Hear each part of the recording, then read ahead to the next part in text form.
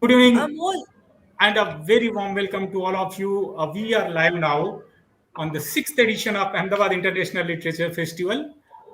This particular session is being organized in association with French Alliance Ahmedabad and this conference of three series, which is being taken by very famous French journalist Dorian Malovic from Paris. This is the second one. The first one has already been done. That was about career and studies in journalism all over the world. What students are looking for in journalism. This is about this is a very important session today. We have gender equality in Asia, the condition of women when we put vis-a-vis men. So we are joined by very renowned journalist from Paris, Dorian Malovic. We have Amarjot Kaur of the Tribune from Chandigarh. We have our own Renu Pokharna from Ahmedabad. And this session will be moderated by uh, Amol Dave, the cultural coordinator of French Alliance Ahmedabad. Before we go ahead, we have a very small video which will show what we've been doing in last 6 years in Ahmedabad. And after that, the session will start. I also want to make you aware about this is being transmitted, broadcast on three destinations. One is Ahmedabad International Literature Festival Facebook page. Then there is a YouTube channel, Twitter handle, as well as this is also being broadcast simultaneously on Ahmedabad French Alliance Ahmedabad Facebook page. You can watch it from anywhere. Please do share these links to all your friends and family members so that they can enjoy this very important session this is going to be. So here's a very small video for all of us. This is about Ahmedabad International Literature Festival.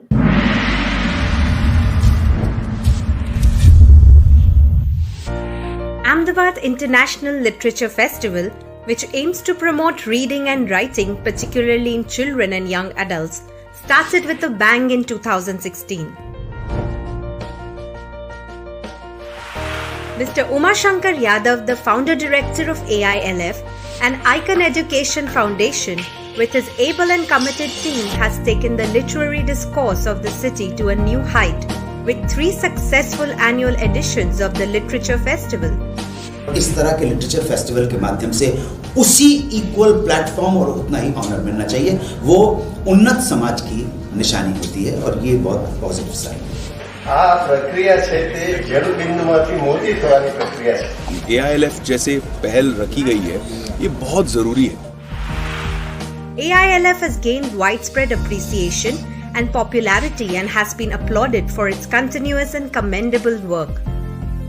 Every time AILF proudly presents a collective diverse of distinguished speakers from the fields of literature, art, cinema, journalism, business, politics, academics and more, who shared their insightful opinions and compelling takes on a variety of subjects. અહીંના નાગરિકોને art, culture, literature આ તમામ બાબતોમાં પણ એક મંચ મળી રહે અને કલા અને સંસ્કૃતિને પણ પ્રોત્સાહન મળે. સંસ્કૃતિ આપણી કલા એ આજની નવી પેઢી સુધી પણ પહોંચે અને એ લોકો પણ આપણી આ જે સંસ્કૃતિ છે એને ગરિમાને જાળવી રાખે તેના પ્રયાસ રૂપે અમે આ ફેસ્ટિવલનું આયોજન કર્યું. A host of other activities like book launches, authors' interactions with attendees, workshops, art and craft displays are also a huge draw for people. Various contests and awards make the festival even more fascinating and lively. Cultural events of the AILF with musical evenings and engaging literary discussions are promoting literary tourism to Ahmedabad, making the city an important literature destination in the country.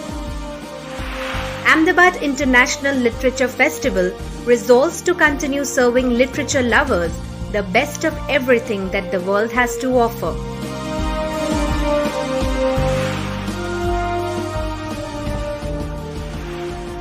इनका वर्णन मिलता है. हमारा संपूर्ण साहित्य, उसका मतलब ही ये है जो समाज का कल्याण करे, हित करे, परोपकार करे, भलाई करे, वो साहित्य है. जिस साहित्य में ये वर्णन नहीं तो वो साहित्य नहीं, एक कल्पना मात्र हो सकती है.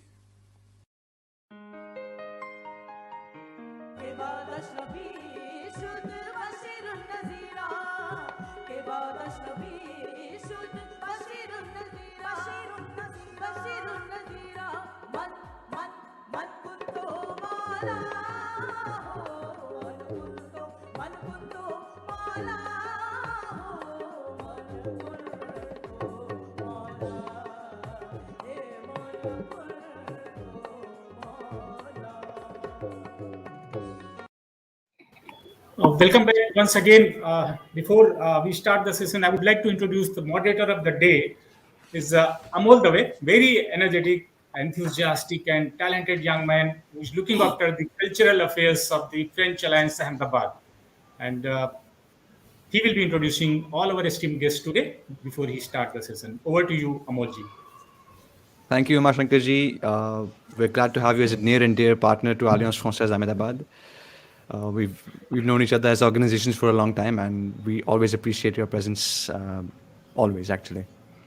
So, introducing our esteemed guests, we have Dorian Malovic. Dorian is the director of the Asia section of La Croix, which is one of the 4 French national daily papers, and was based in Hong Kong for many years in the 80s and 90s, and covered Asia from Paris for the last 20 years. He wrote different books on the subject, one of which he'll talk about today, called China Love, and was recognized in France as one of the specialists on North Korea, Hong Kong, and the whole zone. Moving on, we have Amarjot Kaur, who is a Chandigarh-based journalist who is presently working with the Tribune and has 9 years of experience in covering culture, subcultures, LGBTQ and gender issues, politics, protests, education, music, and art. A part-time singer and a full-time feminist, Amarjot has, during the course of her work as a journalist, come across several instances where women have faced discrimination in a patriarchal setup. She dreams of a gender-fluid world where a person's sex does not dictate their choices in life. Talking about Renu Pokharna, Renu runs the Ahmedabad Project, a think tank that works on civic engagement and labor reforms. She has a decade-long experience working in public policy and development across India, Africa, and the US. Her stints include serving as a Chief Minister's Fellow with the Government of Gujarat and working in Uganda, Africa, with an educational startup. With a degree in public policy from Columbia University, she has also been published in Wall Street Journal and other national newspapers. Talking a bit about ourselves, Alliance Française Ahmedabad. We were founded in 1981 and we established our premises near Gujarat College in 1982. Founded by some of the most prominent personalities in Ahmedabad, the idea was always to spread the French language, the French culture, and art in the city. Today, we stand as the only officially recognized institute in Gujarat promoting the French language and culture. With thousands of students already having their diplomas, we have a strong network and presence in the region. Our constant cultural activities keeps the city buzzing. And we welcome all of you. Welcome with all of my heart. Welcome. Thank you so much for being here. Thank you. Over to you, Dorian. Thank you to you, Amol Dave. Yeah, that's great because we can spread the French culture through English language, right? There's no contradiction in that. I'm very honest. I'm very serious. There's no problem about that. I mean, of course, speaking French is okay, but then to spread the French culture through English is also very important, I think. And I know, Amol Dave, your French is perfect. I know it's perfect. And I try my best that my English is as perfect as your French, right?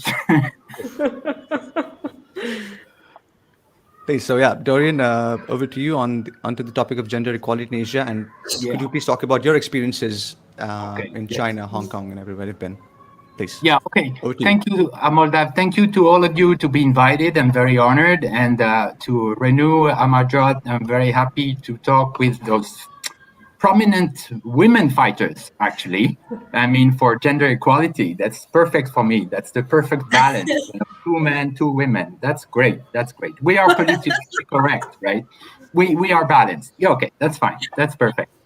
As for me, I can start. I mean, among the many experiences in China for so many years, I mean, I was so much interested as a I studied journalism, but I studied anthropology, actually, before being a journalist. So I think anthropology is the basic study of societies. And I think to go through Chinese society, which is not an easy task, it's just like entering India. India society is so huge and different, and it would be very difficult. So you have to find a way. So I found different ways of entering Chinese society. But then at one point, I realized that opening up, I mean, China was opening up in the 80s, and I really wanted to discover how the relationship between men and women worked. That's basic. I mean, it's all about the family, nuclear family, the children, education, politics. I mean, through this, I can have an idea of how the Chinese society worked, actually. So it took me quite a long time, actually, because, like India, China is just very big, it's huge. From north, south, east, west is very huge. You have a lot of differences among the provinces. And then I took my time, and it took me 10 years, obsessed with meeting people in all the provinces, the big cities like, okay, of course, Shanghai, Guangzhou, Beijing, Xi'an, everywhere. But then I had the chance to go to the many smaller villages in the provinces, which was very interesting at the time to be able to reach the furthest region of China, which would be quite impossible today to do, actually. I feel so lucky I did it when it was still open and free, which is not the case anymore. I wouldn't be able to do it now as before. So I would start by the first striking thing for me at the time is that when I discovered that let's say every Saturday or every Sunday, every weekend, in every big cities, districts, or small village or small town, you have special markets, what we call markets. You have single people's market.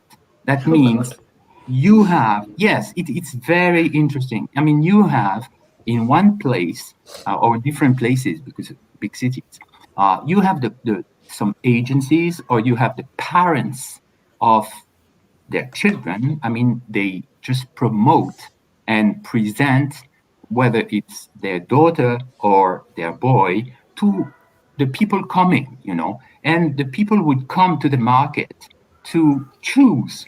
I mean, to pick up the best lot they can find. I mean, and what was very interesting is what kind of criteria was selected by the parents, actually. I would say that, just to compare with Europe or France, I mean, when you have some matrimonial ad in newspapers or agency, you have, okay, I am 20, 25, okay, that's basic. You say the age. But then after that, you talk about, my passion is reading, my passion is traveling, my passion is to discover the world, and then I have a hobby, and I like this and I like that. But nothing to do in the single market in China. I mean, the basic thing is first, physical dimension. So you have the height, you have the weight of the person. I mean, generally, most of the thing, the girls, the parents say, okay, I have a girl. She's, okay, tall, she's slim, she's nice and cute and beautiful. She has a diploma, and then after that, she's looking for a certain type of social, kind of the social level of the guys they are looking for. They just want to have someone who has, whether the basic thing is the guy must own a flat. I mean, the basic criteria is that you must be the owner of a flat, which is the basic thing. Then after you have a car, that's okay. That's also a very good one. And if you are a civil servant, it's also very good. So they were looking for the best profile as possible, based generally on security. I mean, the security that the boy can provide to the girl. Of course, on each, that's very interesting. Also, the criteria for the girl, the parents would say, the boy can be older, 4, 5, 6 years older. That's fine. There is no problem, which is kind of general criteria for that. That would be normal. That would be good. So for me, that was very striking. And then in those markets, you have individuals, you have the parents, they have their billboard with the girl, they have a picture and everything. They have the phone, and then you can start, the other parents would come, inquire, ask, and connect, and everybody would exchange the information on their children, whether they can fit or not. And also, what was also very interesting is that was for the young people, right? For the young. But then you had some area in the market for elder women or elder men.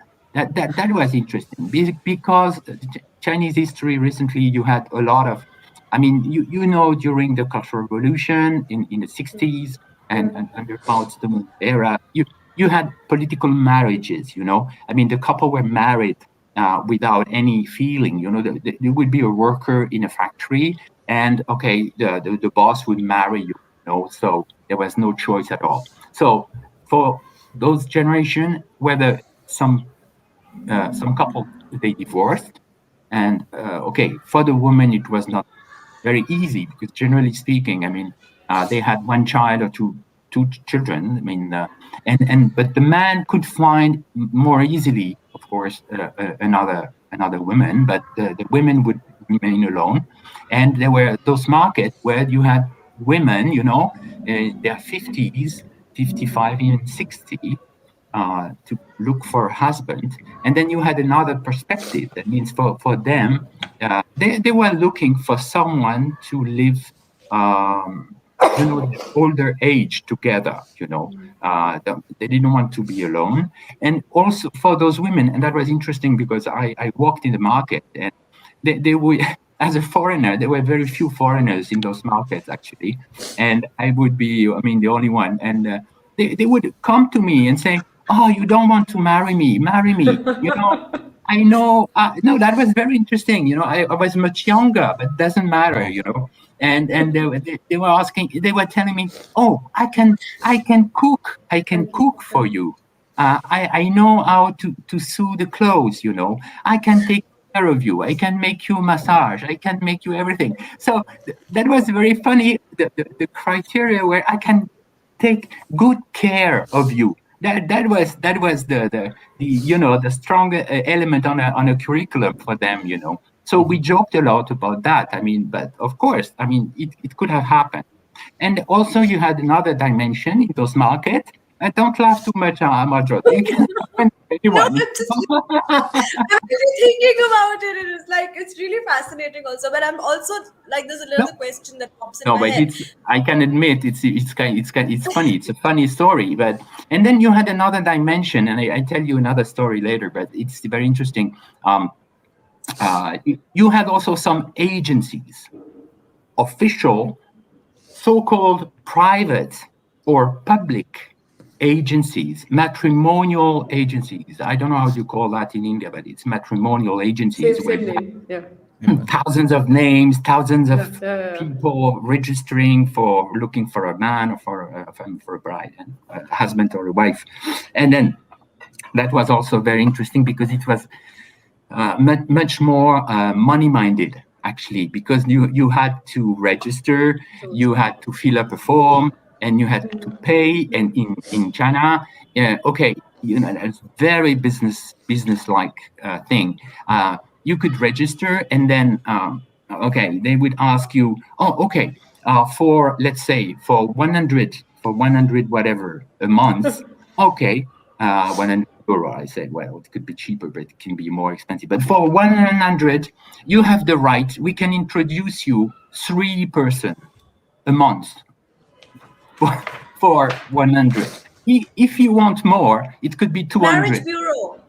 Yes, marriage bureau. That's what they're called. Yeah. Okay, marriage bureau. So that would be, okay, the kind of business, and then you fill up a form, and the form is your job, you own a flat, how much money you have every month, and everything, So that's also basically based on money, what you own on the social level. Of course, you had very low level, but you have middle, as China was getting richer and richer. But then that's also show that even high educated girls were kind of promoted by their parents. I mean, they couldn't let their children found by themselves, because they would say, oh, until you finish university, you cannot go with a boy, actually. I mean, first you finish your studies, and then after that, okay, you can find. But during your studies, we are taking care of finding a boy for you. That would be the case. There are a lot of exceptions, of course, right?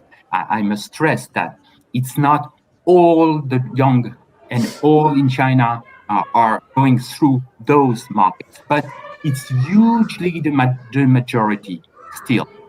The parents are taking care of finding someone. It's really, really the general idea today. And okay, just to wrap up a little bit, what's very interesting is that for the government, in fact, there was a great promotion of getting married. They didn't, I mean, politically, they wanted the children, I mean, the young to get married, actually. They, for politically speaking, they push for youngsters to be married. So that was interesting. And marriage kills the revolution in you, that's why. Sorry? If you get married, you probably won't revolt.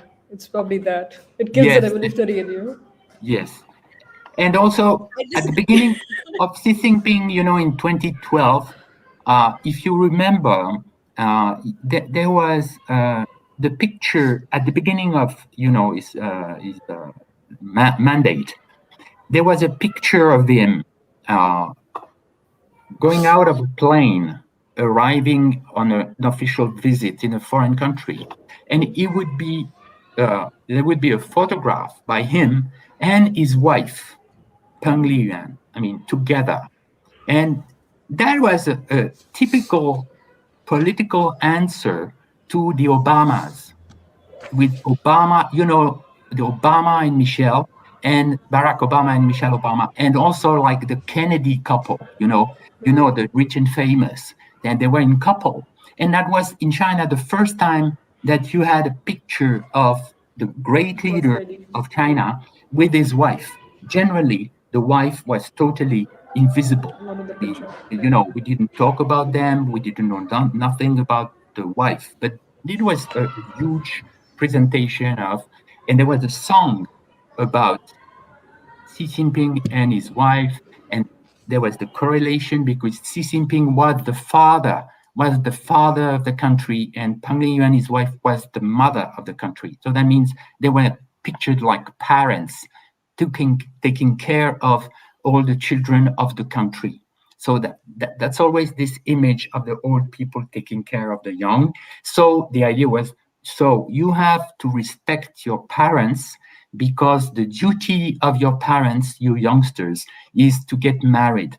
It's until you are married, your parents didn't fulfill their duty as parents. Actually, for the shame of the parents is to have children without getting married, and also not getting grandchildren. So that would be, the logic behind that. And the pressure, the social pressure on the youngsters is that the mother would push on the girl saying, oh, you have to marry and I can find you, of course, a boy and everything, a very good one. But it's not only you get married, but you should provide, you should give me a grandson. Of course, a grandson would be better, right? But then that would be that. Until that moment, I am not safe, I'm not, at ease, I'm not at peace with my duty as a parent. So that was interesting. And to jump now, you can imagine it was 2012, and we're only 2021, right? But 21. But let's say that now it's interesting because now, politically, the pressure is even more important than before, because China realized that the birth rate is falling, it's dramatically falling. They need they need children. They need the population. The 30% of the population is above 60 years old. You can imagine that's, I mean, among 1,400,000,000, it's huge. And they lack manpower, they lack youngsters. So it's a big political issue. I mean, it's a big mistake. I mean, it's a great challenge for China. I mean, they knew it would happen, but they had to hide the official figures of the downfall of the population. You remember the one-child policy, and then there was the two-child policy, and now this year they say, oh, you can have 3 children. You can have 3 children. So now they need. So again, it's politically motivated to marry and to make children. So, and now you have the women as we call them, you know, the leftovers. The leftovers already, it was criticized long time before. After 25, if a girl isn't married, she is a leftover, considered like an already old, not young enough to bear a child and everything. It's not good, you know, in the traditional legend and thinking, you know. It was not specifically in China, in Europe also it was the same long time ago. But then you have to make children. And the pressure now is terrible, because with the new, I mean, with the political environment in China, it's very hard. And the big thing, the big problem is that for China now, for young couples, I mean, young couples still marry, but you still have a huge rate of divorce. I mean, even though that means if you have so many divorces, that means that even 10 years ago, 15 years ago, it was not politically motivated, but then they didn't choose their husband or their wife, right? So that means after 10 years, they decide to divorce because it didn't go well. They didn't choose. And now it's a big issue. It's a big problem. And also the great fight today is that, you know, they are cracking down on all the entertainment stars, the men and boys who are a little bit too effeminated. And the government is saying, okay, you have to stop that. You have to be man. You have to be man. And, you know, because they have the feeling that, and you know why there is another dimension of that. We can talk about that later. But there is a huge gay community in China. Huge gay community. And I also worked on that. And it was at the time, 20 years ago, it was okay. They didn't say much against it. They let them live. There are a lot of places for them. And also, there was no demographic pressure.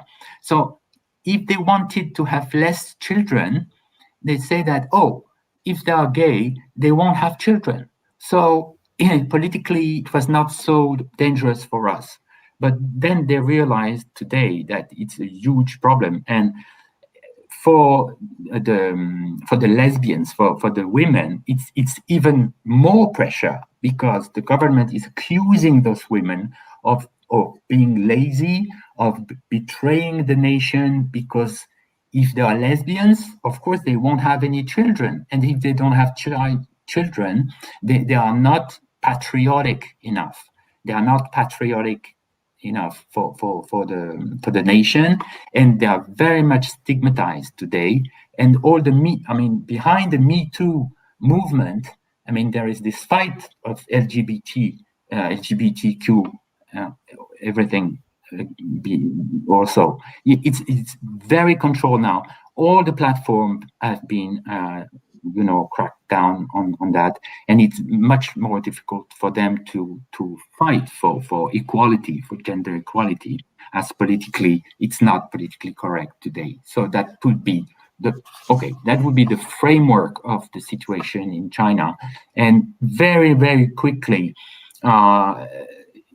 South Korea is in the same movement. I mean, I also worked on the women movement in South Korea.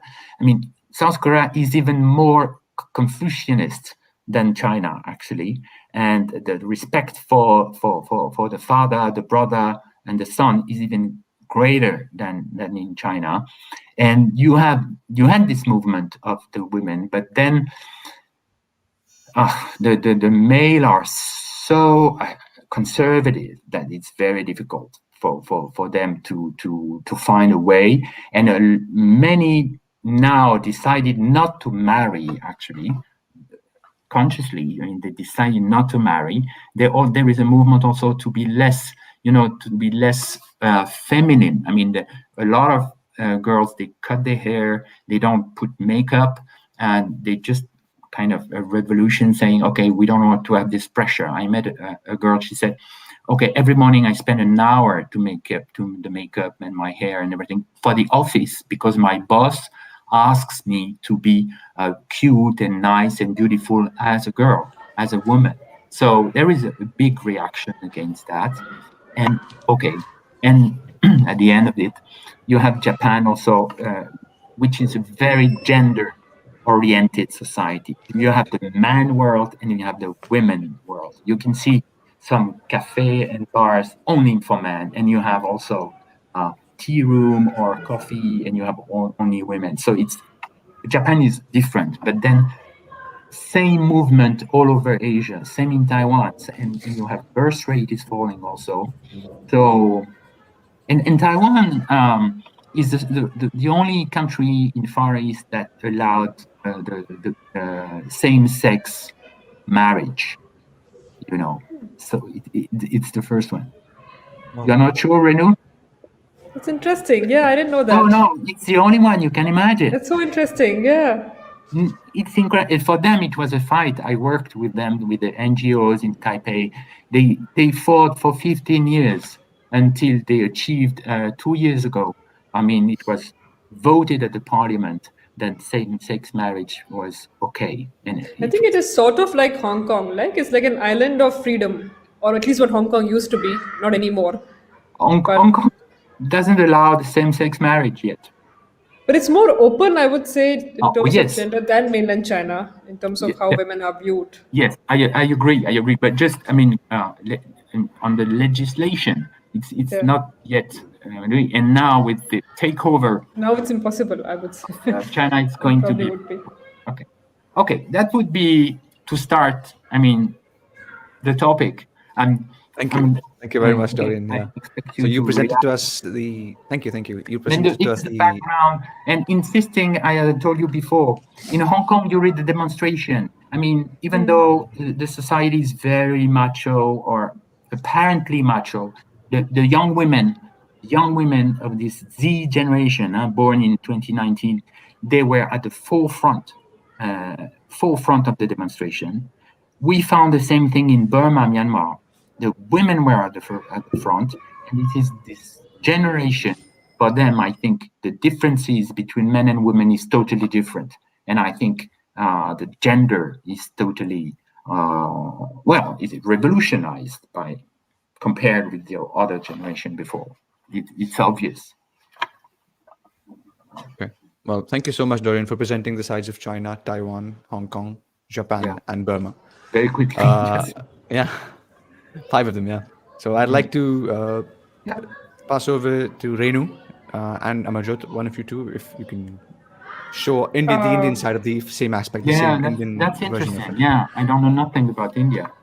I actually made a few notes while Dorian was speaking, so I'll quickly just go over them. I think it's just some pointers related to what he was saying before I jump into the India part. Please do. Yes. You know what? I think, Dorian, what you said about the single people's market was really interesting, because I just realized that I think it's just that the market has changed, but it still exists. If you look at dating apps, it's exactly the same thing. So you still actually have a market where people show who they are, what they are. And ironically, I think not much has changed, because both in terms of, if you look at social media and dating apps, it's still women who tend to show more of their photos of how good they are looking. And men would post more pictures of, which locations they are partying at, or in business suits, or, kind of showing the status that we make a lot of money. And women are still judged on apps by how they look. So, they tend to use a lot more filters, a lot more of, they also tend to show a lot more skin, especially if you look in social media. So I think despite like hundreds of years of, work and feminist movement, we still have a long way to go. And I think the comment you made on South Korea is super interesting, because I remember when I was in Hong Kong, one of the things I realized was this. Somebody told me about the South Korean makeup routine, which is like this 10-step routine. And there's a certain translucency of skin that you need to obtain, which is like the ultimate standard of beauty. Yes. And I was appalled that, the kind of pressures women face to look a certain way. Having said that, I think I'll just start with a little bit of my story. So, one of the instances that come to my mind in context of India, and to kind of contextualize it, I'll take you to New York. I did my master's in New York, and the funny part is that when I first moved to New York, one of the first things I noticed was that 50% of my mind space was suddenly free. Because, when you're in India, as a woman, you have to think so much about what you're going to wear when you go out.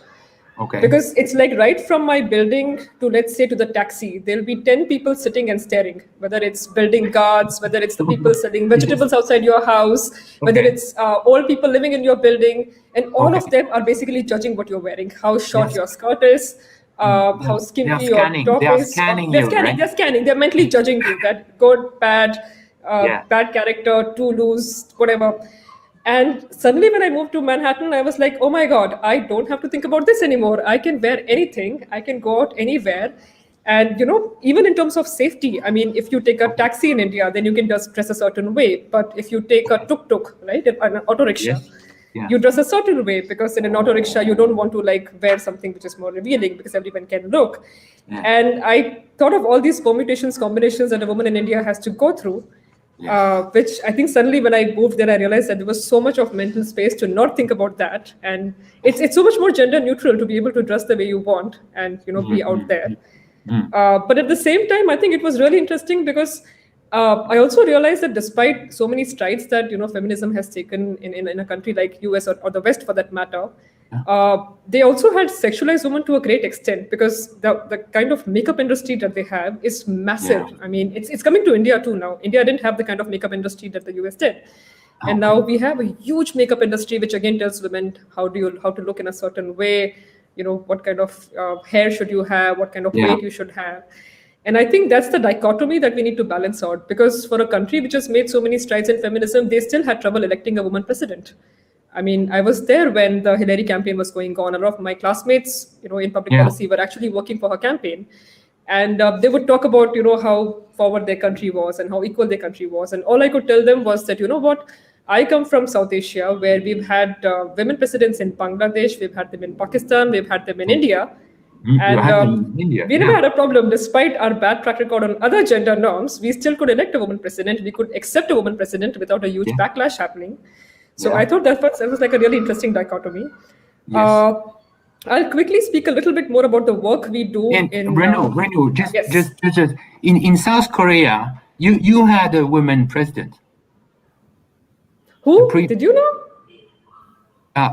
know? The one before Moon Jae-in, the one who was in prison, in jail, and who was dismissed. Really? Yeah.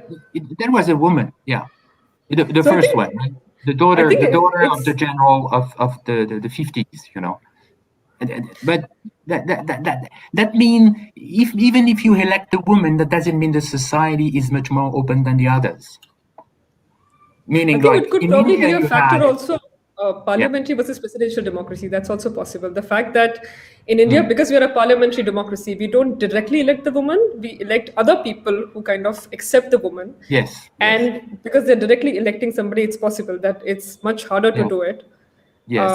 Maybe, I guess, dynasty plays a role to some extent. We have that in South Asia. But yeah. From what I know, I mean, that was the case for Gandhi, right? Yeah, and same in Pakistan also. She was She was also from a political dynasty, and then in South Korea, the woman was the daughter of the dictator of the 50s. So you see, that's also kind of inheritance, A factor that plays a role. Because she was a woman or a man, doesn't matter. That's the name of the dynasty that counts. I guess. I guess. I don't know. But I do think that there's also an easier acceptance of women in power. Please. In India, we have the Women's Reservation Bill, which was passed in the Constitution in 2010. Okay. And this was about reserving 33% of parliaments of the seats in the parliament for women. And it still isn't full. So I think we have just about 18% so far. And we aren't really filling in more people in the parliamentarian positions, which makes it even more difficult. And even those that there are, I mean, we also have the issue of proxy. I mean, even those at the ground level, in villages, panchayats. So we also have we have grassroots level of politics where you have panchayats or village elections, and then of course then you have state elections and so on and so forth. So in a place where you have a woman posing as a parliamentarian candidate or an electoral candidate, it is the husband who's seen calling the shots. So there are a lot of proxy.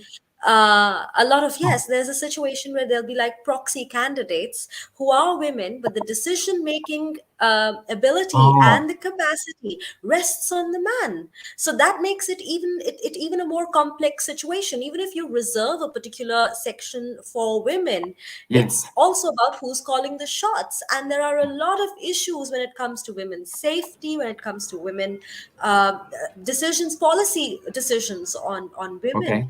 I think that's where I wanted to add the women's reservation bill. It's one very, very important thing when it comes to Indian politics. Okay.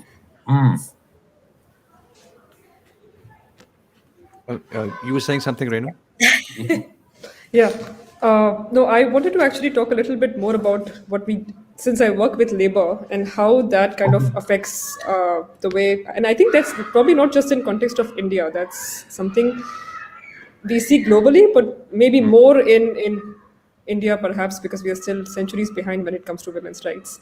So, one of the things we've noticed is that because I work with informal labor, so typically labor which is not registered, and a lot of the women who work are, like domestic help or even on construction sites, on street vendors, farming. Most of farming in India, in fact, is done by women. But the unfortunate part is that most of these women don't have rights to property, for example. So men migrate to cities to make earnings, and women stay behind in villages to look after the land. But a woman would never actually hold property. It's impossible in India for women to actually get property rights. So you have millions of women farmers who don't have any kind of property rights. And I think the same goes for even a lot of women who work in cities. So this very strange thing happens in our cities in India that, we think of these poster women who we kind of portray as successful working women. And when we show that working woman, she's always dressed in a pantsuit and she's carrying a briefcase and she's sipping coffee. She's sitting in a cubicle, and we call her as this epitome of feminism, of success, of women in the workforce. But what we don't realize is that for her to be there in that cubicle, there's another woman working in her house who's actually cleaning her house, who's doing the dishes, who's taking care of her children, who's cooking the food. And for her, the office is actually the home. But we somehow completely ignore that part, and we don't look at them as working women. And there's a phrase that we use quite often in our work that, behind every successful woman, there's another woman. And which is kind of good and bad both, because I think the bad part is that this entire dynamic of housework is still centered on a woman's shoulders. So even if it's, let's say, if you look at who does the housework in India, it's mainly women. But if a woman is working somewhere outside, then the housework is done by another woman. It's normally not a man. So it's still seen, if you look at the binary of feminine, masculine, housework is still seen as this extremely feminine thing that only women should be doing. And there's a huge difference in wages too. So if you're a driver, let's say if you're somebody who's working outside the house, it could be anything. You could be a driver, you could be somebody who's buying something outside the house, or you're a security guard who's guarding the house. Your wages and your even the respect given to you by society would be a lot more than if you're somebody who's working in somebody's house doing dishes or doing clothes. So women's work, which was traditionally always to take care of children and household, is still seen as something which is below a man's work. And it's kind of odd, because a lot of women's work also, when men do it, they not only get paid better, but they're also seen with more respect. I mean, cooking, for example, is seen as a woman's work, but the moment there's a chef doing the job, suddenly, he's seen with more respect, he's paid a lot more. And so I think this is somewhere where we need a really big sea change in India, where there has to be an equal share in housework, because women are always still seen as caregivers. And I see this even in offices. I mean, you give the example of Japan, and I think Japan has it and India also has it, where let's say if there's somebody's birthday party in the office, then it will be the woman who will be expected to kind of, get the birthday cake, get somebody to sign the cards. And even in terms of jobs, I mean, if you look at more HR jobs, human resources jobs typically go to women. And I understand that some of it is because maybe we have more empathy, we have more caregiving abilities.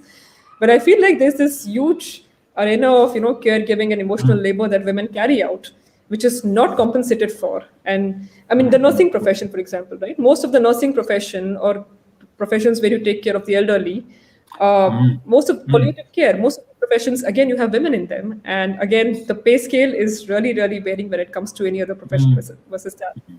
So I feel like this is something that we really need to look at, not just in terms. Yeah. Renu, does the younger generation change a bit on that? I mean, it is changing, thankfully, yes. Young boy and young girls, right? Yes. 16, 18, 20. Now, is it changing it's a bit, changing. at It's least changing, in the thankfully. cities? And for the the mid-level, I mean, social middle class, actually, is it changing a bit? It is. The pace is slow, but it is changing. It is changing where the roles are being more equal. Taking care of children, for example. So there are men who are willing to share the burden more equally. But I think it's still going to take generations for us to really. And the thing that happens typically is, and this is an example I also give in the classes that I take, that when a man takes care of a child, or he decides to share the household burden, we suddenly look at him as a hero. We don't think of it that's his job. He's supposed to do it. But no, we make it sound like, oh my God, he's a sensitive man. He's such a great man because he helps his wife do the household work. No, he's supposed to do that. He's just doing his job. But we make it like this entire big thing. Renu, to be honest, I know that we are promoting in our newspaper when we have a woman reaching a very, very high level in a minister or in a big company. We are saying, oh, that's the first woman to be CEO of such a thing. She's a hero. You see what I mean? Yeah. I understand that. Obviously, it sounds like, oh, for her, it was more difficult than she managed. But I think also, I agree that even the guy doing that is still a hero, because it's not much easier for him to do that as for the women to reach the highest level. And you see what I mean? I mean, I wouldn't put the women and men against each other. I think, I talk with so many everywhere. I said, okay, on the other hand, I don't defend the man or whatever. That's not the point. It's just like, for a man, a man has less opportunity. I mean, he is born, he is brought up as a man, and his duty is to work, to make money, and to make his family survive. I mean, to take care of his family with the work and the money. He has no other choice, basically, if in the education. It's not an excuse, Renu. It's not. Yeah, no, I get it. You're not condoning. Just if we reverse a little bit, it's of course it's not the thing, right? But I said, well, in another way, it's not so easy. I mean, socially, as you said, a man making the cooking and taking care of the children is not so much socially acceptable. I mean, still today, even if it's changing, but it's maybe not so easy. Even though I agree that when a woman reaches very high level, I mean, the way to reach it is also very difficult, because I think you are right, the hurdles, the obstacles, is much bigger and difficult. But it's also good to, I mean, the other way around. I mean, it's not so. We have no choice. Yeah. So I think one of the things that we can do is to celebrate that more, because normally what we do is we keep celebrating women who break glass ceilings a lot, which is good. I'm not saying it's bad, but we also probably need to normalize and celebrate men doing housework, or men posing with children, or men cleaning up after whatever diapers and all. So maybe if we promote that more, it might be easier to kind of equalize the attention that both work get. Because right These now are we promote activities that this are one brand of women being powerful, women being that, but we also need to promote men being sensitive. So there's like a whole movement towards that, which we probably need to initiate. Yeah, because these are activities that are commonly glorified when it comes to men. Like a man who can cook and man who can take care of his a child is always like very glorified. Wow, look at him. He's But like a woman who does doing- both is called as, she's balancing her role, or she's the perfect woman. So I think precisely, the pressure on us is a lot more to be perfect, so to say. Yes. Than it is on men. For men, it's more like I'm doing a favor and I'm a hero. But for women, it's like if I don't do it, I'm a bad mother. I'm suddenly being judged by all the society that, she works 12 hours a day and she leaves her kids with a nanny. And there is also this question of the high-level woman reaching the highest level to say, but how can she manage with the children? I mean, there is also even though she's at the top, we cannot accept that she can be just a CEO like a man can be without taking care of. We don't judge the man's parental abilities, but we judge the woman's ability to parent when she reaches a certain stage. Yes, and also we don't accept that much that the woman doesn't parent. Yeah. The bad mother, the judgment of the society is very harsh. Absolutely. Yes. Amarjot, please. I have a very, very important question here. Dolan, wow. How comfortable are men taking orders from women? I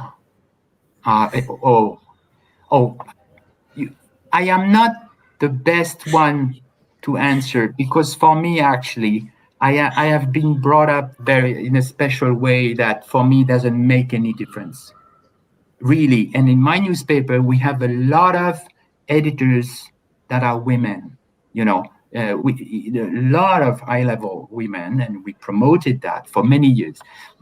But honestly, it's not because today I'm on the panel. And if in France, we are not so ahead on the women's right and on the women working and women at home.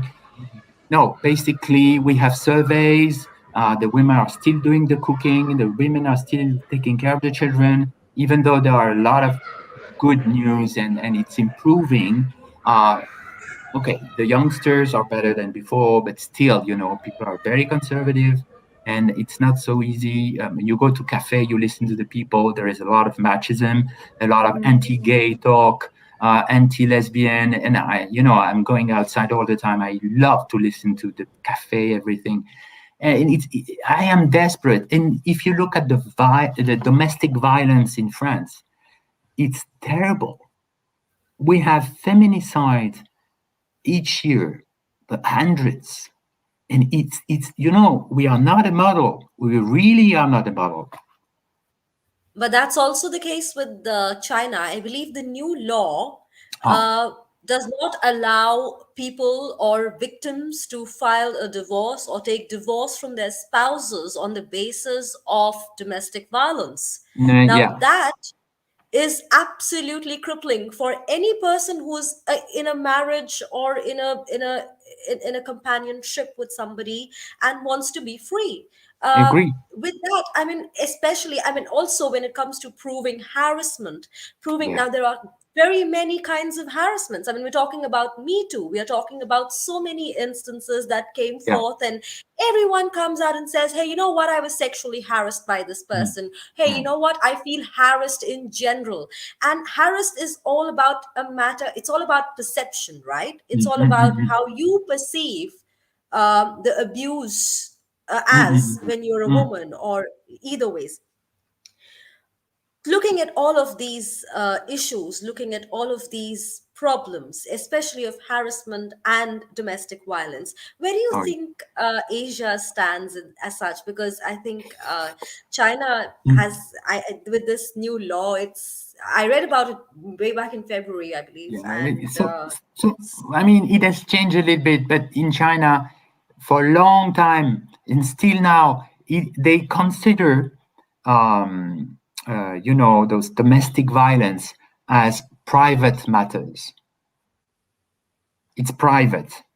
So if you go to police, the police would say they kind of want to change it a little bit, as you said, but still, the police said, "Well, it's in your flat, it's in your private area. It's not our concern." You see, it's very, very difficult. In another way, even in a democracy like Japan, it's very difficult. Also, I mean, rape or harassment.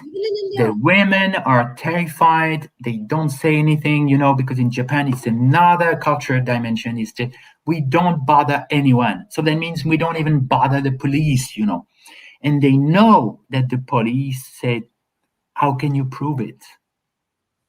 And then you cannot. It's the same thing with harassment. How will you prove it? I mean, yes. Let's just say in any kind of office situations, and we're all, I mean, we've all worked in offices, and we've all had instances. I've worked in, I've worked in different offices and different newspapers and in the media industry per se. So you'd hear from a lot of people, beware of this person, he's a sexual predator, or beware of this person, sexual predator. So there's a constant warning sent out by women, from women to another woman, and there's this general camaraderie, like, hey, you know what, just beware of this person.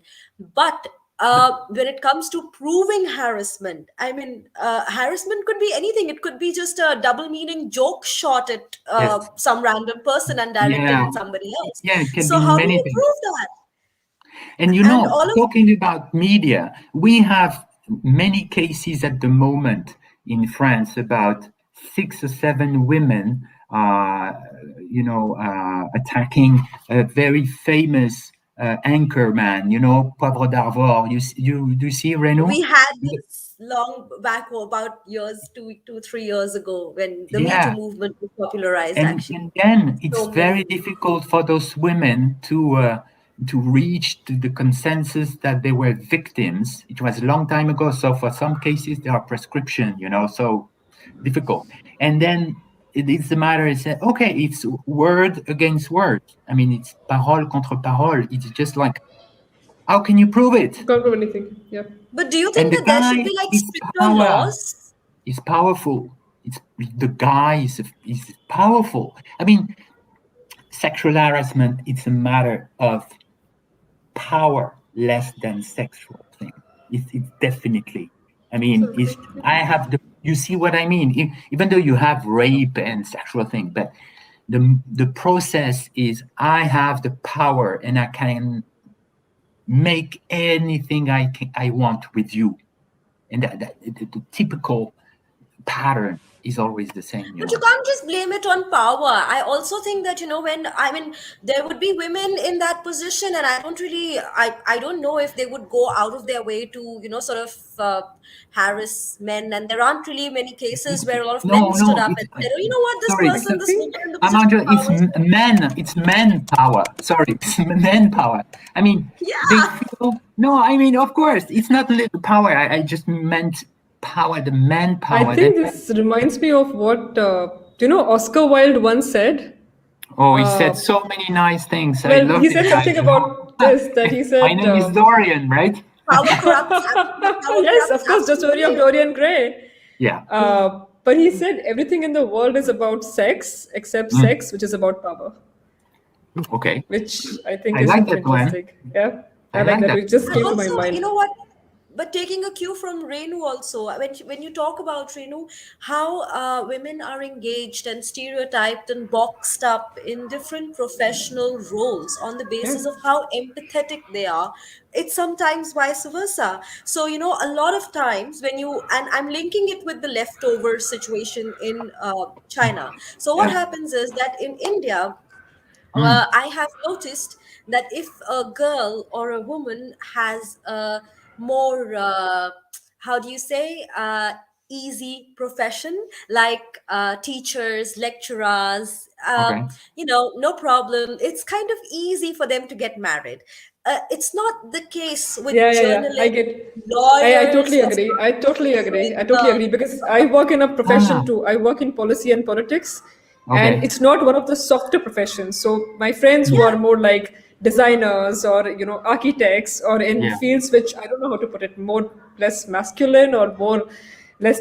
It's. I mean, I could go politically wrong any moment now if I speak anything more. But I think I agree with Amarjot. What you're saying is absolutely true. That it's professions like absolutely, these, and it's it harder. creates a It's harder. complete Yeah. complete chunk of women who are so powerful, so good at their Absolutely. professions, and Absolutely. so capable, and yet because they are intimidating, or there is a perceived threat of a woman being intimidating in a position of power, a man would not want to be with her or be Or they seen possess as qualities which someone. are not deemed as feminine, or they possess qualities which are deemed as, oh, this is not a good quality to have. I can't tell you the Yes. number of times I've been called bossy, I've been called intimidating, I've been called scary, I've been told, yeah, people are Yes. scared Yes. of me, you need to be. And I'm like, This, this is the way I am. There's no way Same. this is going to And change. that means Amar, I smile. I'm in a Amar, constant smile, and then they're like, "Hey, you're really." I'm like, "Dude, like I can crack Yeah, a joke." I have trouble believing that, and That. I get that told every week that people are scared of you, and I was like, okay, I Amar cannot. Jyotikor, I agree, Amar Jyotikor, and that would me,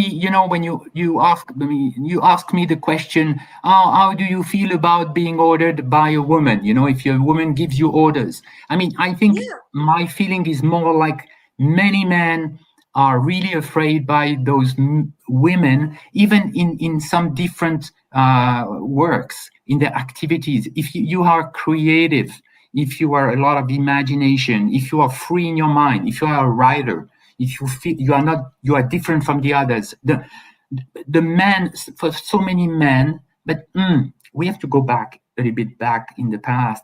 How have they been brought up? They have been brought up by who? Who brought the boys up? Please. Patriarchal fathers, I'd say. No, mothers too. I think patriarchy works Mothers, both no. ways. It's also mothers. Yep. I'm afraid, Renu, It's both. I'm afraid there is, I didn't blame, I don't blame. There is a responsibility. Look at the way the mothers behave with their boys. Maybe not You don't think the because you are mothers are also young, but conditioned because of there patriarchy? is instinctively, spontaneously, culturally, the women taking care of the kids. And in China, it's obvious. Obvious.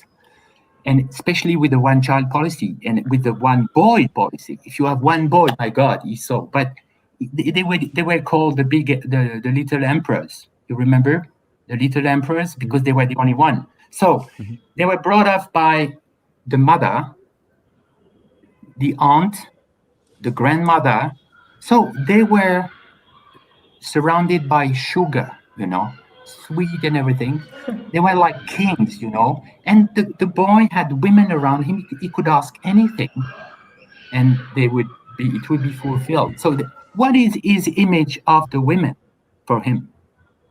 So that's also, I don't blame Renu. It's not like I'm not accusing anything. I'm just trying to I agree with you. understand why, for just me, I have not been educated at all the same way with my mother or my father. It was very open. There was no model.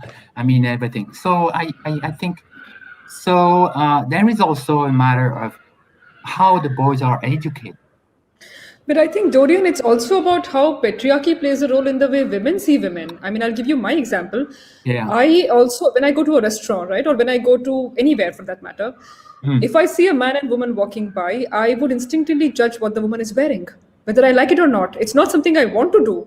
It's inbuilt. And I question it because I'm like, what is wrong with me? Why am I doing this to another woman? Yes. But I realize that it's partly, it's a agree. whole patriarchal surroundings. It's conditioned me into judging women because that's how we are brought up with because I mean, look at our newspapers. Despite all that we have come forward, look at our There's a newspapers. competition, Renu, competition in your mind. Exactly. Yeah. It's just the way. So it's something that we also need to condition, because as mothers, when we bring up our children, it's the same conditioning that we kind of feed into the son or the daughter, and I think that has to be really like that glass ceiling has to be broken still.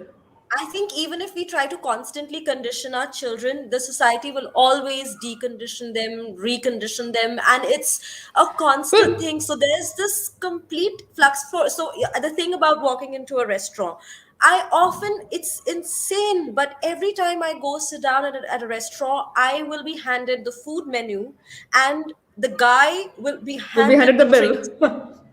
No drinks menu, and then the bill will always go to the man. I'm like, God, I am the one who is putting the bill here. And this person like, okay, I'm really sorry, madam, really sorry, madam. And this could be anyone. This is a man, woman. It's like everywhere you go, it's literally rubbed in your face. The whole idea of gender assertion is constantly there, and it's in your face, and there's nothing you can do about it except slowly using more gender neutral terms, I believe. But at the same time, gender neutrality is also going to create a very wide space of just a society which might not want to understand each other, and then again small little brackets might form. So I don't really know what the solution is, but at the same time I'm a little concerned about how we see women, how we perceive them, how psychologically how we understand their psychology in general. And that would also mean first day of period leaves. I'm constantly Culture Machine was one of the first, and this happened in 2016 17, that the first media organization in India, the first organization to give its women first day of period leave was a magazine slash online online news website called news entertainment website called Culture Machine.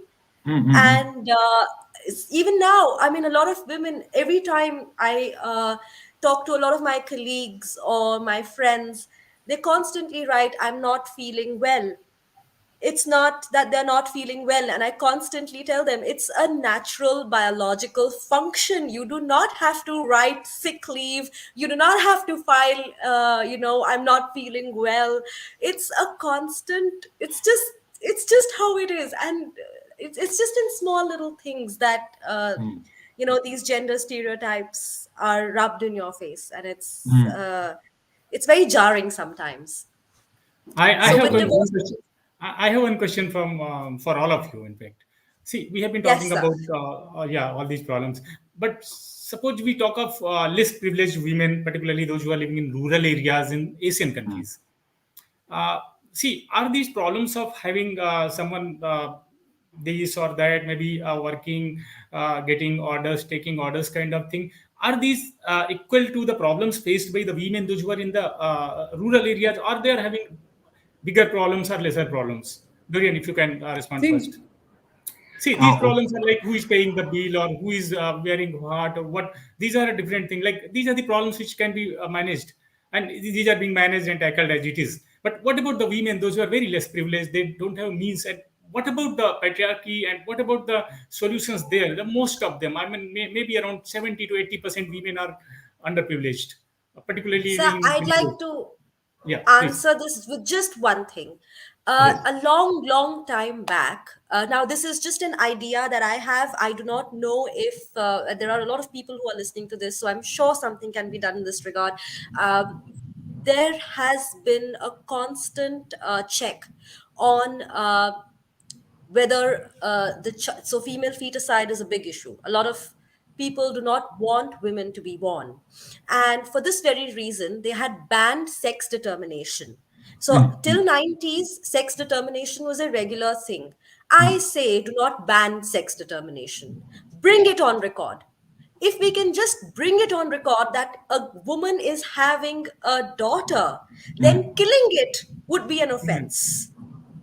We need to bring that on paper. We need to create a complete documentation on whether a woman, and it's a radiologist or a regular person who is checking it would be able to do it instantly and submit it to the government, and then the government from there on sees how the child is feeling or how the mother is feeling. It is one step in bringing it closer, or it's just by saying that we cannot have sex determination.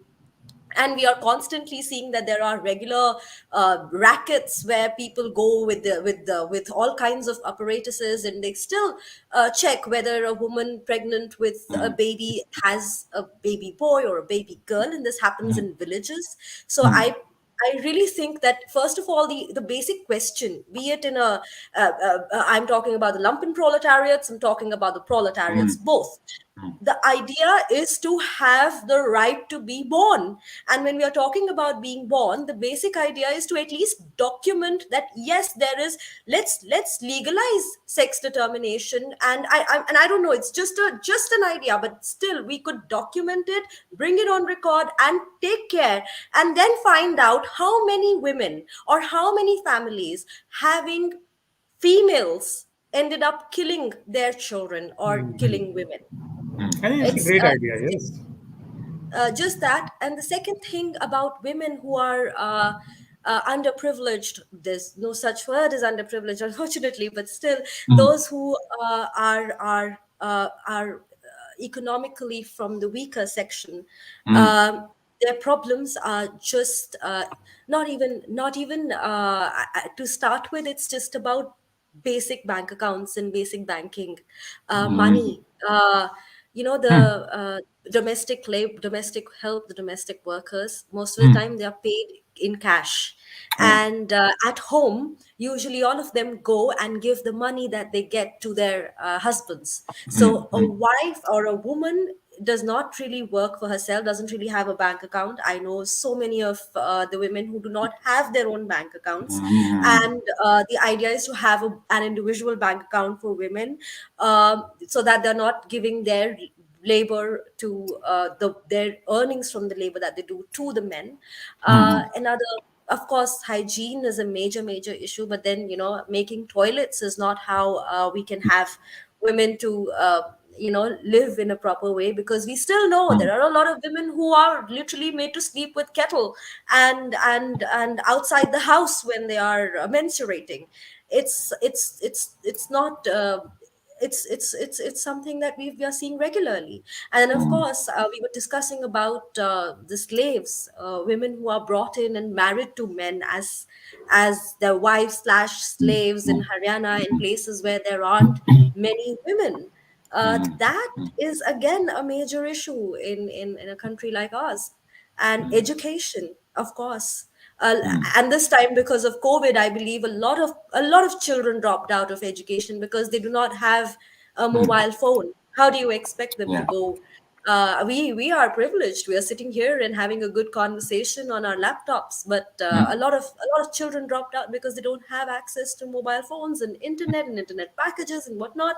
So poverty, unfortunately, is not. It's an issue that would affect men and women. I believe in almost similar fashion. Women, of course, more, because there's more at stake. Food, pregnancies, of course, just general healthcare.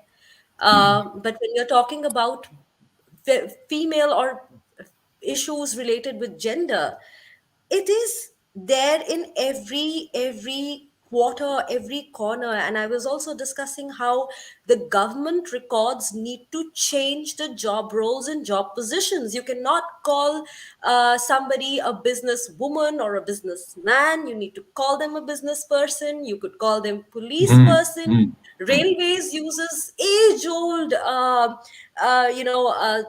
job titles, lineman. We have women working in linemen saying, I'm a lineman. So we need to See, Dorian, She seems to be having an internet problem at the Dorian, moment. what can be the yeah, she's solution of back. these? Sensitive. I would answer on the rural area in China is close to what you were telling about rurality in India. I mean, it's very, very, very poor areas where you don't have schools, and you have now, the young children, and you have only the grandparents and the grandchildren in some villages, because the parents are in the big cities working, and they send the money.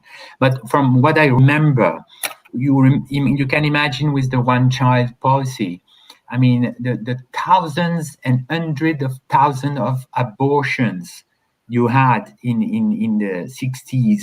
I mean, for the women, that's why I said at the beginning that the women were always politicized. That was politically motivated. I mean, the capacity of giving birth was always manipulated by the government, and the women are just in between and are just the tool, used by the government. You couldn't have children 30 years ago, and now you have to have 3 children. So where is the choice? I mean, of course, there is this selection of the sex selection through ecography. It was also supposedly forbidden in China, but everything was possible in China. You couldn't get the machine and get this, and if it's a girl, you kill him. Or otherwise, at a certain time in the 80s, in fact, the people would give birth to a girl, and they would sell the girl to other people.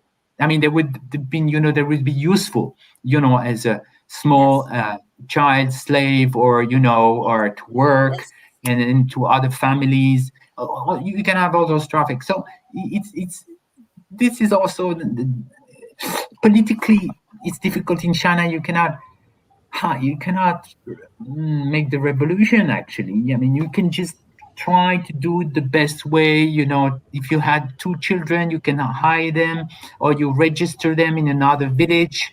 So, and it was so many different ways of hiding the reality. But then for the parents, they had to give the children away because they had already 2. So I think for the countryside, it's always very, very difficult. But then you have, I mean, the political system is very important. I mean, in China, it's very much control.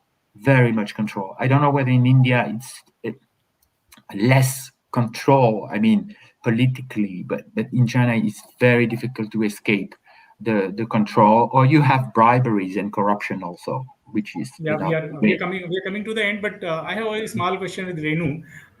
Do you think the problems faced? See, we are talking about gender equality. So, is equality more in because I keep on listening and talking to women from the urban areas and as well as rural areas. So, what do you think? Where is more equality, in rural areas or in urban areas, and how? Urban. I mean, I'll give you just one example. The girl who cleans my house, she's from a small village in Gujarat. I'm in Gujarat right now, and there's a district called Patan.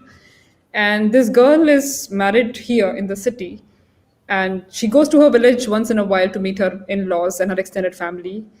And she doesn't stay in the village for more than 2 days. She comes back immediately to the city. And I asked her why. Your village, you would have a better house. In a city, you live in a slum, which means you have only 1 room being shared by 4 people.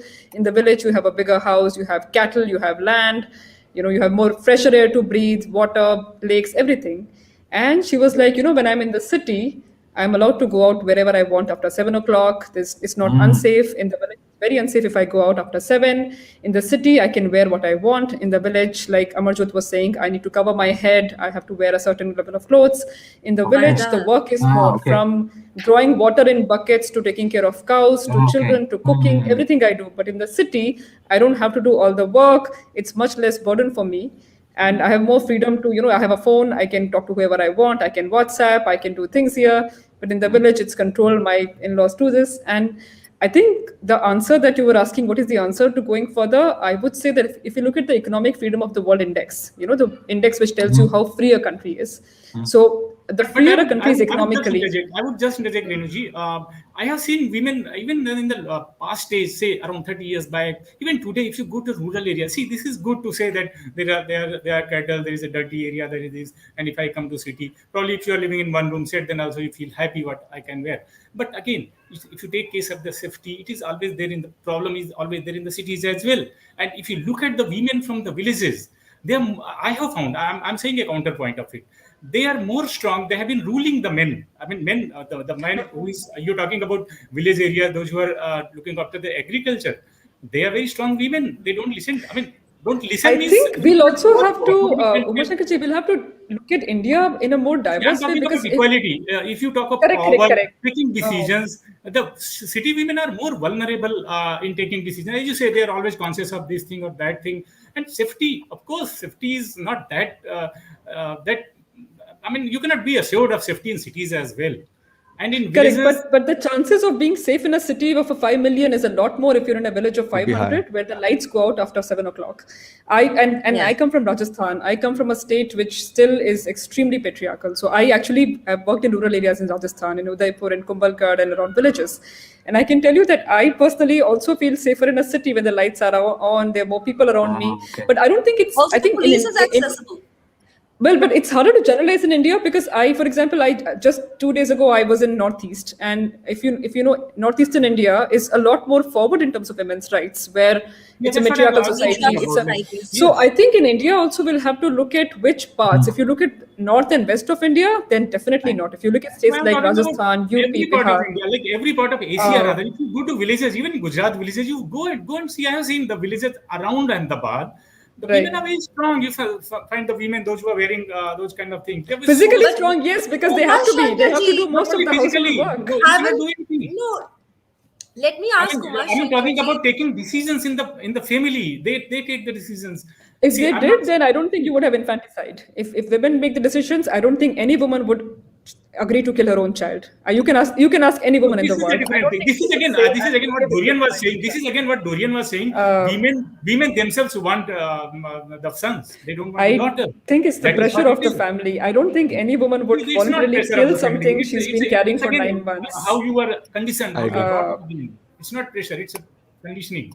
See, both are there. I mean, it may be pressure. There's a conditioning as well. You always like to have a son and bahu because you want. I mean, that the things should continue going further. But what I'm not saying there is no problem in the villages, but if they are being made more strong, like economically, they are given the accounts, bank accounts, then kind of thing. They can be more stronger. They can take own decisions. Everybody cannot come to the cities. And in cities, I have seen women are really not very powerful, not very strong. I would still say, I think it's a very romantic view of the city. I think it's of the village. It's the same view which says that villages are flowing with rivers and fields and cows and it's clean. I have lived in the villages. I think it's a really romantic view of the village. That's what I'm saying. I have been living in the cities for more than 20 years, but I lived in the village for 20 years. That's why I'm saying. And these are the poor villages. See, my mother had been such a strong woman. She was hardly educated and she was taking all the decisions of my home. My father was there, but he was not taking the decision. Many women. I mean, honestly, I think then I would just say that I guess women are just stronger because if you look at my parents, I would also say that my mother is stronger than my father. Does she have more decision-making powers? I don't think so. My mother is definitely stronger than my dad. I think women in general are stronger than men, which is why we live longer because we can hustle more. But they should be empowered more. I mean, women from everywhere, like in villages and in cities, they should be empowered. They should be given more power economically, as well as job and power and say in everything. But what we need is we need to strengthen the hands by giving job, taking decisions, economically opening the accounts. Dorian, you want to say the last thing because we already shot up the time. You should have the last word, Dorian. No, it's just like I tend to agree. We talk about that. I don't want to generalize, but deep in myself, I know that women are kind of, I don't know if stronger is the right word, right? No, but I tend to agree, but I don't know why.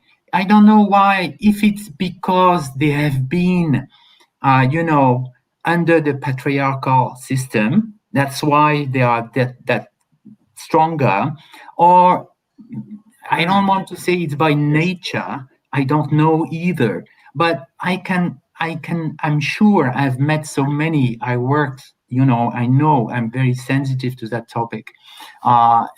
We are strong in a different way anyway. And I know what you are talking about, Uma Shankar, about the women in a village. I know. And you see, in Japan, okay, let's say Japan, it's not developing country, it's modern, etc. The men work, the salary men, right, in black and white. They work. The woman is at home. They bring back the money every month to the woman. Yes. Who has the money. So who has the money has the power in a way. I mean, you see, like, even in some Muslim countries like Afghanistan and everything, or even Maghreb or whatever, the women are inside and we say, okay, it's Eden, but they have the power. They have a certain power, as you said, in a village. But even in Japan, the woman has the money. Okay, the man works. The man only works, doesn't care about cooking, about children, about the accountability, the money. The woman has the money. And I know I have friends, they say, if we marry, you give me your salary, and I deal, and I give you 10, I don't know what, 50 euros every week for your pocket money, which is kind of, infantilized the husband, It's also, it's not very equal either, right? I don't know whether there is a balance, I don't know. But I would end by saying I'm not that pessimistic in a way. Even though every country is different, in each country you have the city and the countryside, and you have different levels of infrastructure and development and phones and everything. But it's not already perfect. But I think I'm very confident this Z generation is doing a great job naturally. And by changing the vocabulary, like, I would say like transsexual, for a man or a woman who want to change. And the young trainee this summer said, we don't say transsexual anymore. We say transgender. And she explained to me all the other dimension of the term gender than sexual. He said she taught me something about, it's not about sex, it's about gender. So it's another dimension which can be a bit strange or different for us in another generation, but it's quite smart in a way. It's quite smart. We have to get used to that. And it will take time. My God, we know our job. I was coming to the same thing. Amarjot, I want one-liner from everybody. Like, when do you expect gender equality will be 50-50, 100%? Like, everybody is equal. Do you foresee, can you predict some time? Everybody. I just think it should be neutral. I don't know if I do not think, I think it's so far-fetched. Even if you say it out of benevolence and out of this urge to be like, hey, you know what, let's be chivalrous to women, let's open the door for them, let's do that. That too is inequality. If you ask me, I would not like it. I think it's an insult to me if a man opens the door for me. And it's exactly, it's just how the idea of feminism is so you have bra-burning feminists on one side, and then you also have feminists who say that we just want equality. What is equality? The whole idea of equality is so idealistic, and it's so reaching there is just, it's like pursuit of happiness. You can only try. And the whole idea of trying to be it's just really about understanding this, having this general empathy towards each other. And having said that, I think if we can possibly try to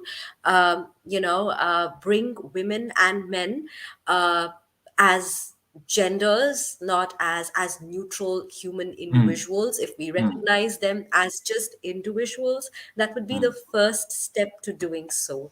And by that, I don't really mean that, we shouldn't have a he or she toilet again, because that would be again problematic. A lot of men and women would not be okay with that. So the binary does exist, and we need to find that sweet spot. It's really hard to find the sweet spot, But it can be achieved. It can be achieved.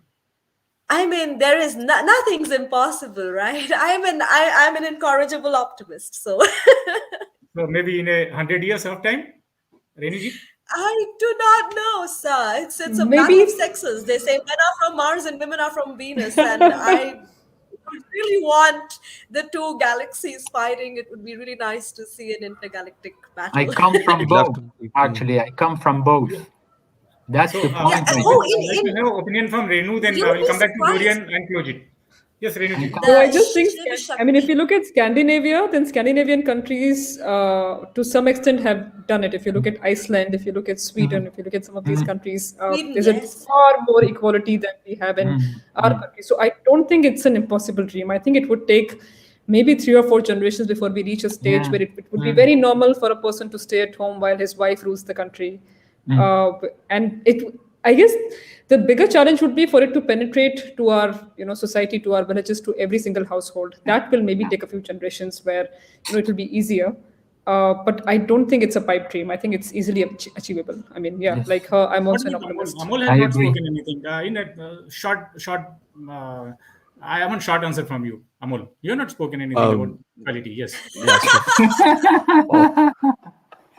Brilliant. What do you think? It is existing Because or not Amol, existing? you When can have it a brain also. I do, thank you. So I'd actually like for us to arrive systematically at a point of parity before equality. Okay. Parity would be a good start. Parity is it. Parity, equality, of course. Yes. Respect. I would say respect. That would help. Yes. And so, because we already won our 30-minute discussion, and we can continue, of course, I think we can continue doing it for hours together. Dorian, you need to sum up with few things. I would like you to say that is there different equality between the developed countries, developing countries, underdeveloped countries? You have to tell something about this. And do you please touch the economic condition as well? Those who are economically well are doing well. Is there more parity and equality than those who are those who are not, those who are poor people? And considering the societies as well, not only people, societies and countries as well. So, do you think France, USA, and you need to tell one more thing, which are the best countries, 5 best countries? If women, Renu talked about USA. What are the best countries for the women to stay and feel free, equal, at par with everybody, as Amol said, parity? Yes. Oh, that is a very hard question, actually. Honestly, for me, the American society and the American model is not my favorite model.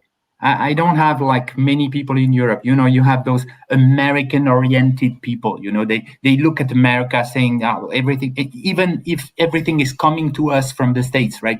I don't think this society is balanced. It's the most unequal society in the world. I mean, you have money, it's okay. You don't have money, it's finished for you. So parity, equality, men and women, that's the same. You are poor, you are a man and woman.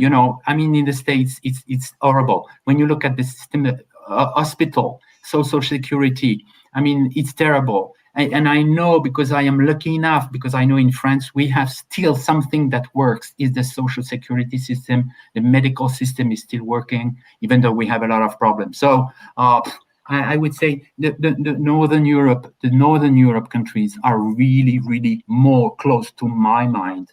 And it took time. It takes time. It's a smaller country, smaller population, but then it's much more democratic. It's much more democratic. I mean, no pretension. I mean, they are very efficient, very practical. They don't go above the sky.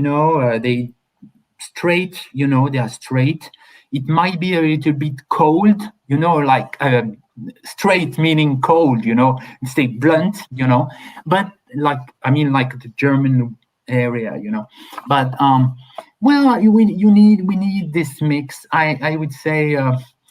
I mean, everything is better when you have a good economic situation. For me, that would be of my reality of women and men relationship in China is basically like the notion of love in marriage is a very new concept, actually, even in Europe. It was not like in Europe for centuries, it was love. It was exactly the same thing, social level, the families, the connections and everything.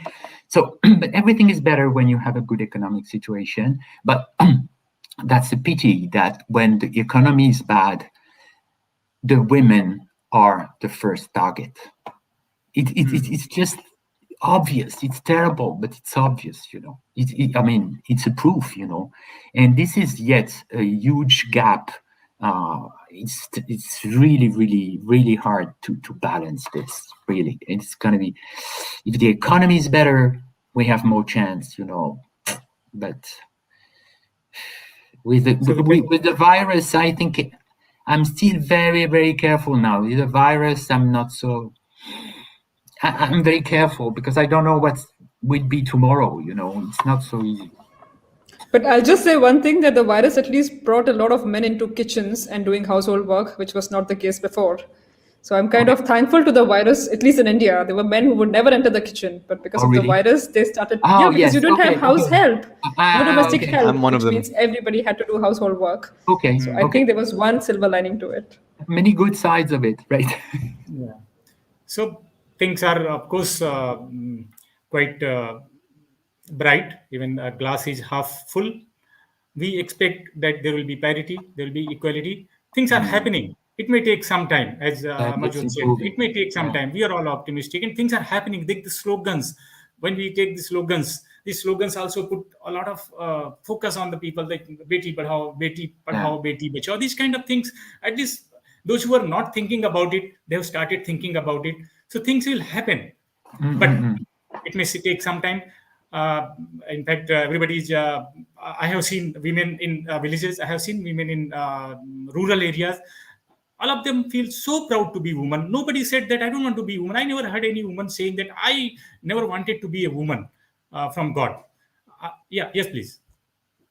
Sir, every time you want to take a leak when you're driving, I always wish I were a man.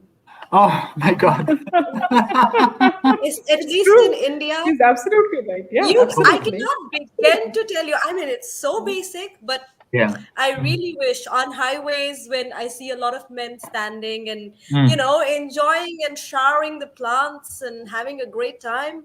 I wish I had that kind of freedom. I wish I had, the freedom to also unzip my pants and pee right on the roadside.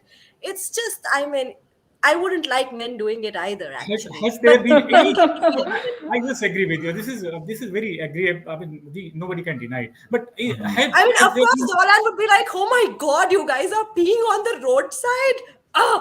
But we are doing the same, Has there been, Amarjot, has there been any instance when you said, "Oh God, I'm so happy that I'm a woman"? See, I have to think now that it in itself is such that I'm happy being a woman. I'm so happy. I'm much better off than a man because I don't have to face this kind of situation because men face different kind of situation. So we are not just putting everybody in competition. I think so. I think this is. I think women are blessed. At least I travel a lot, and I travel a lot alone. I'm a solo traveler. I've done 5 continents so far. And I would say that as a solo traveler, one of the things that you have to be very careful with safety issues, right? Because you're traveling alone. So you always have this worry of trusting people. But on the flip side, because you're traveling alone as a woman, you also enjoy a lot more hospitality because people tend to trust a woman more easily. So it's very easy for me to go into restaurants, get good service. It's very easy for me to go into people's houses, get invited to people's houses.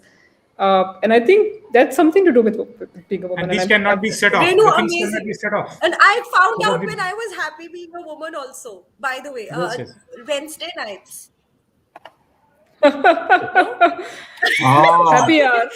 So Because you have Yeah, free because meal or free drink, Nice. where right? I live, Yeah. we have free drinks for women on Wednesday. So I usually Yeah, it. but I say thank you, thank God I'm a woman. I get free drinks. Amarjot, it's a trap. It's like taking the door open for you. It's biased. It's Which just I to don't mind attract you. actually. But I don't know. I No? don't but mind that but though. yeah, I don't mind that. but Wow, that's the you guys only don't mind. time I Amazing. feel like genuinely, honestly, it's like, all right, when am I really happy being a woman? And I know they're No, doing it I because they mean, want more men to come to their clubs. But But what would be nice well, is that but enjoy it. I mean, on why not? Thursday it should be free for the man. yeah, that That would would be be good. nice. That would be nice. I agree. There should be equality, of course, but there should be social It just reparation. balance, you know. I think balance is the right word. I agree to Yes. it. Like, if Yeah. Balance I'm is carrying a heavy euphemism. bags and if the man offers that, can I take the bags from you? I would happily say, why not? Just take it. Why not Yeah. enjoy the privilege at times? So I think Actually, balance is yeah. the way to go. Yeah. I wouldn't. But yeah, free drink, just because there's a commercial setup and they want more men to come and there'll be all women together and we're like, okay, fine. So you want more men to come because they're chasing women. And that's why we get free drinks. There's Yeah. biology too. Yeah. That's, So, I mean, so everything- the entire dating market that men have to come in to chase women. And I yeah. think we So can this have a this whole separate yeah. discussion So on that. we are back to square one, right? Yeah, but it's a sad situation. Oh, I no. honestly, And chasing I women, honestly, that's basic. but jokes apart, I don't think I've been extremely happy or sad because of my gender. I really look at myself as an individual and as a very, very gender neutral person, and I look at people in general as very gender neutral people. I think my husband is more caring, more compassionate, and more. How do you say, he cooks better food than I do, actually. So I do not know how to put it that way. Enjoy it. Enjoy Yeah. it. So Enjoy. We Yeah. are that's wonderful thing. So we're pretty chill. yeah, putting it more philosophically,